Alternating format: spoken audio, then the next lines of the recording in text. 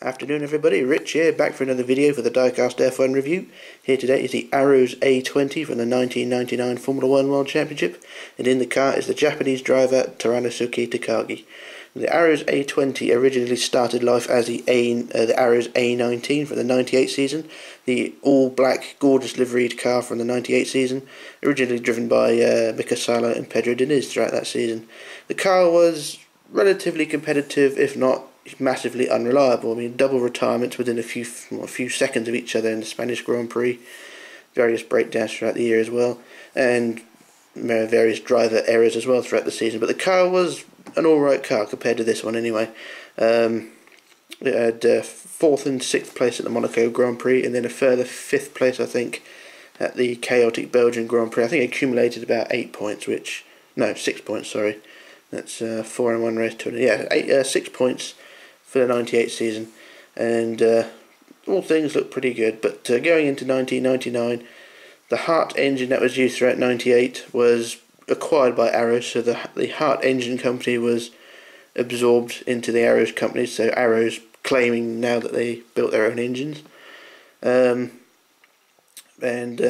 not really much else from that. The car was slightly updated for the 99 season, but overall, apart from a colour scheme, it is relatively the same car. It's one thing Minichamps really could have done well on with making this car as well as the 98 one, but I'll get to that later on. The 99 season started off fairly well. Another chaotic race brought the car home 6th, I think it was 6th and 7th at the Australian Grand Prix, basically 1 point for Pedro Della Rosa. But apart from that, there's no more points scored throughout the season. The car was just deadly slow and was pretty much a back of the grid runner. If it wasn't qualifying on the back, it was just ahead of the Minardis really. The only saving grace was that 1 point stopping them from being below Minardi. Minardi scored a point that year, so did Arrows, and they were both ahead of the laughable BAR team. But results wise, the car was pretty much a shambles. You look at the results, you go to Wikipedia or something like that, you look at the results of the car and it was pretty dire. Like I say, one top 6 finish, and things didn't go too well. But things were much better though when they went into 2000, but I'll get to that with the A21 review at a later date. Now this car of course is a Minichamps model. I should get onto the model now, by the way. And this is what they could have done really. They could have done a repaint of this for the 98 season, because the 98 car was, in my opinion, and I think a lot of other people's opinions as well, a lot better looking, because the 98 car was of course all black, and all the white logos looking up, standing out really quite nicely on the car as well. I think the only the only minor difference really between this car and the 98 car is the nose cone. I think the nose on the 98 car was slightly more rounded, whereas this one is sort of bullet shaped or shark shaped. Shark nose, I mean. But apart from that, I think the 98 car is pretty much the same. The orange and black livery does look good on this car, but I have to say when the orange mobile phone company got involved in the 2000 season, the car did look a lot better. This one sort of looks like it sort of drove through a paint storm really, because it's all splattered up the sides and things. It looks alright, but yeah, not brilliant. The orange I think is a bit dull as well. I think it could have been a bit brighter, but hey ho, never mind. And also a bit of shit on the tyre there. I shall turn the tyre around. Can't get that shit off, but never mind. But yeah, not a brilliant car on the track, but model wise it is pretty good. I mean, it's pretty sturdy apart from the rear wing. Well, the rear wing's pretty sturdy as well, and yeah, it is. I'd say definitely one for the collection. I'll do a quick look around there, quick look around the back, because you've got the paint going up the side of the side, or the top of the side pods there. You also got the outlets at the back of the side pods. Just zoom in there, so you got outlets there. A bit dusty as well. It's been in its box, but the dust seems to have gone in there, which is a shame. But so we've got the outlets on both sides. You can see the dust on it, which is a shame. I shall get the brush out later on and tidy it up. But that's the back detailing there.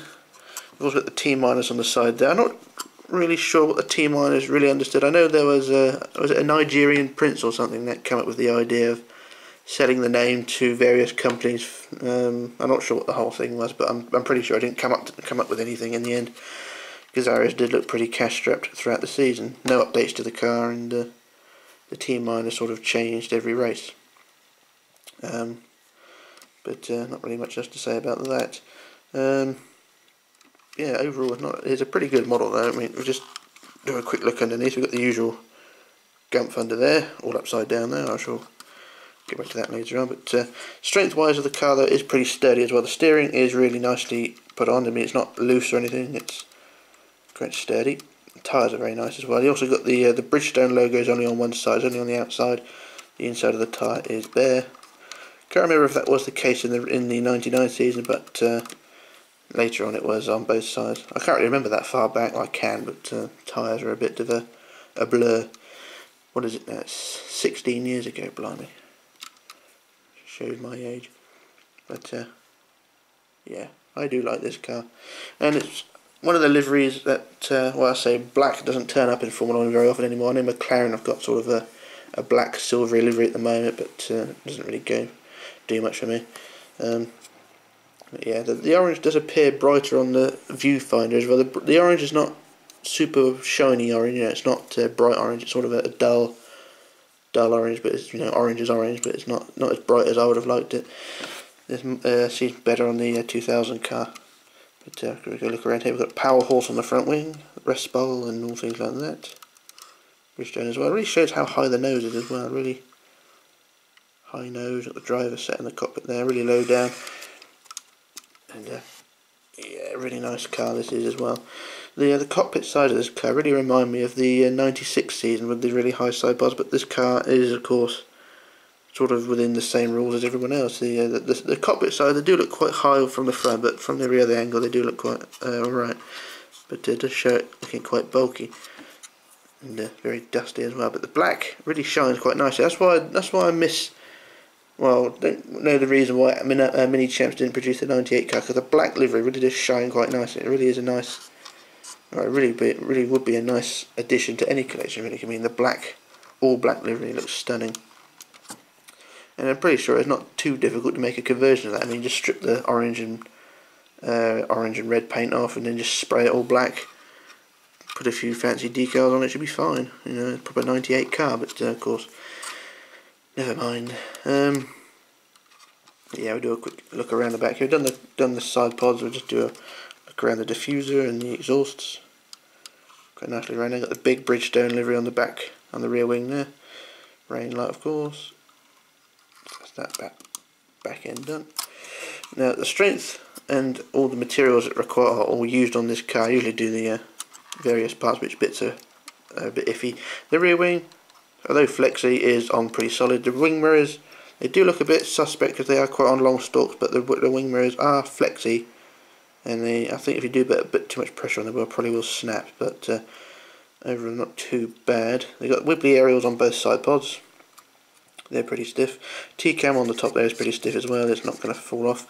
The barge boards are a bit flexy, but I think they're attached alright as well. They are actually attached. You've got a peg up here, and then they are attached with a peg onto the side of the chassis there, or I think actually moulded into the chassis. I'm not sure, but they're not going to fall off any given opportunity. The front wing is on there quite solid as well. That's pretty beefy. Got a little camera on the side there, which is quite well held on. The suspension I've already mentioned is pretty solid, as is the rear, and all of the details along the side here is all proper die-cast moulding. I mean, this flip up here, that's metal. That's not flexi plastic. That's proper die-cast. So all the mouldings on the rear here are proper metal. They're not, you know, glued on plastic like on some of the later models. So yeah, it is a pretty good representation there. I mean, something that Minichamps have sort of lost along the way. They tend to mould most things in just plastic now. But the price keeps going up. That's the only problem I have, the bloody prices. I mean, what is it now? The 2015 season, what's that? The 2015 cars, which will probably be released in 2016, are probably going to be around the £140 mark, which I think is fucking ridiculous if you can't think about it, you know. I had a Grand Prix Legends magazine, you know, catalogue from 2005 I was looking at the other day, and the prices of the cars in there, 1/18 scale, of £39, £39.99. Now how can in 10 years the price just rocket like that? I don't get that at all. I know China's gone up in the world, but blimey, ridiculous, the pay rise. Well, not such a pay rise, but a price rise. I wish I'd have a pay rise that high, that'd be brilliant. Enough about the rants, let's have a quick look at the cockpit. We've got the detailing on the steering wheel there, quite nicely detailed there, a bit of paint. And the overalls on the driver look pretty well detailed as well. They're maybe it's just a black, I don't know, but they do look quite good there. Have a quick look at the dashboard, and also got the Virgin records and that on the top of the chassis there. You've got the arrows.com there. And we just turn the car around and have a look at the driver. We've got Toranosuke's helmet there. Got focus. Got Takagi written there. And you've got the all the arrows, logos and brands on the overalls there. And it really does show the dust as well. I think the window on the box wants changing, so I'll have to invest in another selection of windows for Minichamps boxes, but I shall examine that later on. Now, price wise for this car, not really sure what to say about the car. It's not a rare car, but it doesn't pop up very often. It's sort of one of those elusive models. Price wise, I'd probably say if £30 is a pretty good price, I'd say. If you pay any more than that, then you're being mugged. I paid £25 for this car in... I just dropped the box, sorry. I paid £25 in... What year was it? I think it was 2008, 2009 I bought this car. And that was at the Goodwood Festival of Speed as well. It's another one of those reasons. You go to the Goodwood Festival of Speed, go 1 year to see all the exhibits, and the next year just walk around all the trade stands. That's what I do. But yeah, £25, 6 or 7 years ago. I can't remember what year it was, but £25, a pretty good price I thought. And yeah, I would recommend that one. Now this exact model as well gets its show car treatment as well. It does get, well, this mould does get repainted into the orange arrows of 2000. You know, the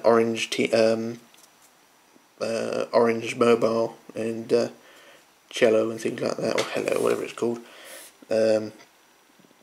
Basically the 2000 show car.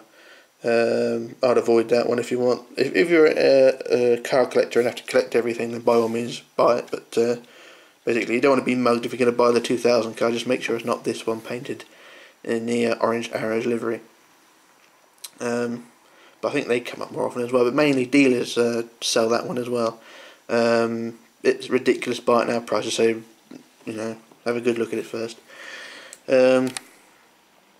Not really much else to say about this car. It's a gorgeous car which just needs a bit of a clean, but I shall get the brush out or give it a hoover of later on. But overall, it's not a bad car. I really recommend it, and yeah, it's a stunner.